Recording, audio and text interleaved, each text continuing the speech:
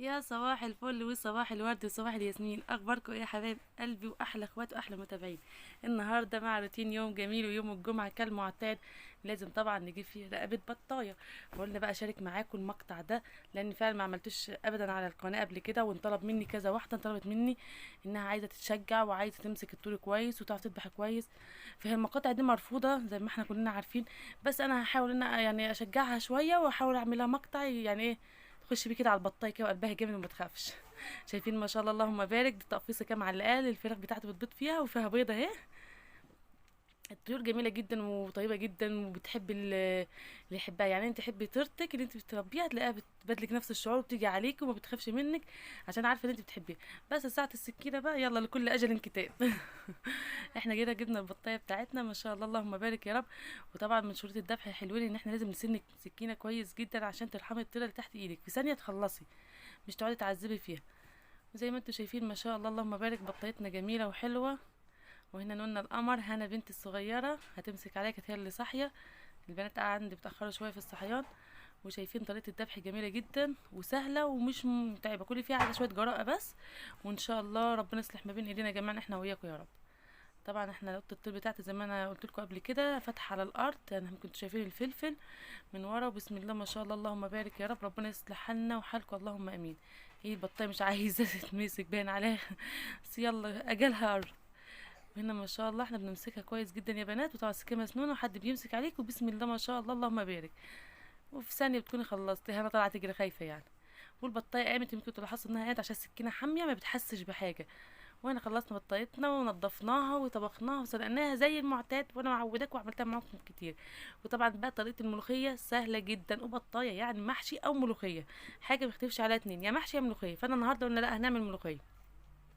جبت الملوخيه بتاعتي وطبعا جايباها برضو من الارض من عند الفلفل. ان شاء الله بقى اعمل لكم مقطع حلو وانا بلم الملوخيه كده من الفلفل. وغليت شويه الشوربه في حله تانية غير الحله طبعا الكبيره، باخد منها شويه صغيرين كده على قد الايه شويه الملوخيه اللي هعملهم. ومش بخليها تغلي ولا حاجه، لكن الشوربه هي اللي بتبقى غاليه، وفي ثانيه بحط فيها الملوخيه واقفل عليها. واشيل الحله على جنب واجيب هنا شويه زيت، واكون طبعا مجهزه معايا ايه شويه توم فريش كده محترمين. انا بحب احط الملوخيه توم كتير. اول ما الزيت بتاعنا بيسخن بنزل عليه بقى بمعلقه كبيره كده من التوم المفروم، يكون لسه مفروم فريش، بيدي نكهه حلوه. وطبعا التوم يا بنات والله العظيم سمعت عنه حاجات كتير ان يعني من الحاجات الخطره جدا ان انت تفرزيه والحوارات دي. فخلوه متعلق زي ما هو، خلوه لسه فص بفص وكده، وقشريه احنا مش ورانا حاجه، يعني ايه يعني ما نقشر فصين توم في ثانيه؟ نقشرهم ونطبخهم فريش يكون لسه بخيرهم كده وفيتاميناتهم وكل الفوائد اللي فيهم موجوده. والثوم من الحاجات المضادات الحيويه الجميله جدا اللي بتخش الجسم، فنخلينا ناخد منه الفايده مش ناخد حاجه تضرنا بعد الشر. زي ما انتوا شايفين هنا الثوم بتاعي هياخد تشويحه كده ويصفر في الزيت. شايفين بدأ الثوم بتاعي يصفر، وانزل بقى بشويه نص معلقه كده من الكزبره الناشفه. الكزبره الناشفه برضو جميله جدا في الملوخيه يا بنات. واول ما يبدأ كده ايه يحمر معايا هنزل عليه، او هنزل هنزل بيه على الملوخيه على طول. والشهقة بقى ما تنسوش، كل واحدة تشهق بيها على قد ما قادرة، انا ما بعرفش اشهق بأمانة. بحس ان الناس هتيجي تتفرج عليا انا بشهق جوه في ايه. ما اعرفش ان كانت بجد الشهقة ليها سر مع الملوخية ولا هو ده كلام يعني مصريين. بس المهم اللي عايزة تشهق تشهق، مفيش اي مشكلة، انا ما بشهقش. هنا التوم بتاعي احمر ما شاء الله جميل، وريحته فظيعة فظيعة، انا من عشاق التوم على الاكل. هننزل بيه بقى على الملوخية بتاعتنا، ننزل بالثوم المتحمر الجميل ده. شايفين ما شاء الله. طبعا بقى السر بقى دلوقتي بقى وانت بتقلبي كده، شايفين بقى دي الحركه دي اللي فظيعه انا بعشقها. شايفين المطه بتاعت الملوخيه الخضراء، شايفين الجمال؟ ما شاء الله اللهم بارك يا رب اللهم بارك. الف هنا وشفا لكل اللي ياكل منها. العرق مظبوط والمطه مظبوطه وحاجه 10/10، ولون الخضار جميل جدا. وملوخيه طازه لسه مجموعه من الارض دلوقتي لسه قاطفينها حالا. وحاجة ما شاء الله اللهم بارك يا رب، ألف هنا وشفا لكل اللي كل منها. وبألف هنا وشفا لكل اللي هيعملها على طريقتي، وإن شاء الله هتطلع حلوة بإذن الله. اعملوها وجربوها بإذن الله تبقى حلوة.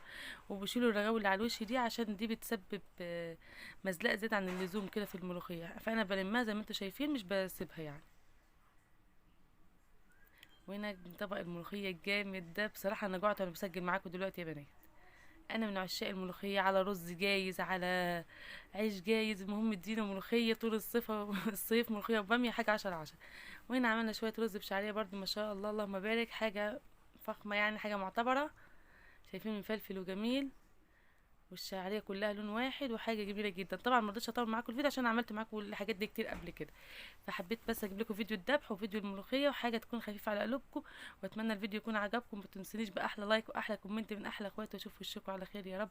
هنا احنا جهزنا الغدا الجميل بتاعنا، الملوخيه الجميله والشوربه زي ما انتم شايفين ما شاء الله اللهم بارك، والبطايه بتاعتنا الجميله.